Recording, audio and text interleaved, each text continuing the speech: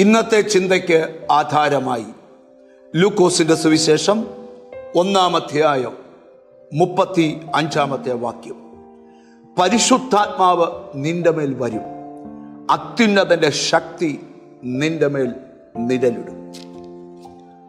ഒരു പ്രാർത്ഥനയുടെ മറുപടി ദൂതൻ സ്വർഗത്തിൽ നിന്ന് വന്ന് പ്രാർത്ഥിച്ചവളോട് പറയുന്ന സന്ദേശമാണ്.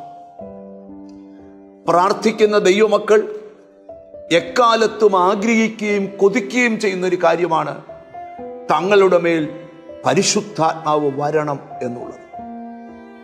നിങ്ങൾ പ്രാർത്ഥിക്കുന്ന വ്യക്തിയാണോ, ഉപവസിക്കുന്ന വ്യക്തിയാണോ, ദൈവവചനം വായിക്കുന്ന വ്യക്തിയാണോ, നിങ്ങളും ആഗ്രഹിക്കണം പരിശുദ്ധാത്മാവ് നിങ്ങളുടെ മേൽ വരുവാൻ.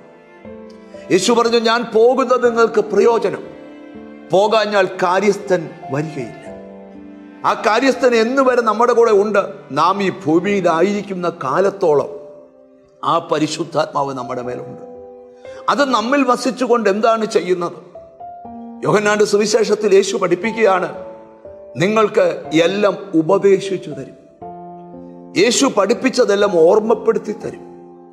മാത്രമല്ല, നീ പോകേണ്ട പാതയിലൂടെ ഈ പരിശുദ്ധാത്മാവ് നിന്നെ കൊണ്ടുപോകും. നീ തെറ്റിപ്പോകാൻ ഈ ആത്മാവ് സമ്മതിക്കത്തില്ല. പെന്തിക്കോസ് നാളിൽ മർക്കോസിന്റെ മാളിക മുറിയിൽ 120 പേർ പ്രാർത്ഥിച്ചുകൊണ്ടിരിക്കുക. അവരുടെ മേൽ പരിശുദ്ധാത്മാവ് വരാം. സ്നേഹിത, ഇതുവരെ പരിശുദ്ധാത്മാവിന്റെ ശക്തിയാൽ നീ നിറയപ്പെട്ടിട്ടില്ലെങ്കിൽ നീ പരിശുദ്ധാത്മാവിന്റെ ശക്തിയാൽ നിറയപ്പെടണം. ഇവിടെ പഴയ നിയമ പ്രവചനങ്ങളിൽ കിടക്കുന്ന ഒരു പ്രവചന നിവർത്തിക്ക് വേണ്ടി ആ കാലങ്ങളിലെ കന്യകമാരെല്ലാം പ്രാർത്ഥിച്ചു കൊണ്ടിരിക്കുക. എന്തിനാ? സ്തോത്രം, ക്രിസ്തുവിന്റെ ജനനത്തെ സംബന്ധിച്ചാണ്.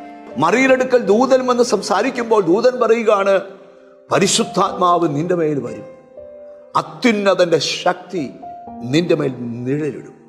എന്താ ഇന്നത്തെ സന്ദേശം? നിന്റെ ആഗ്രഹങ്ങളുടെ പൂർത്തീകരണം സാധിപ്പിച്ചു തരുവാൻ ഈ ദിവസങ്ങളിൽ പരിശുദ്ധാത്മാവ് നിന്റെ മേൽ വരട്ടെ. അത്യുന്നതന്റെ ശക്തി നിന്റെ മേൽ നിഴലിടട്ടെ.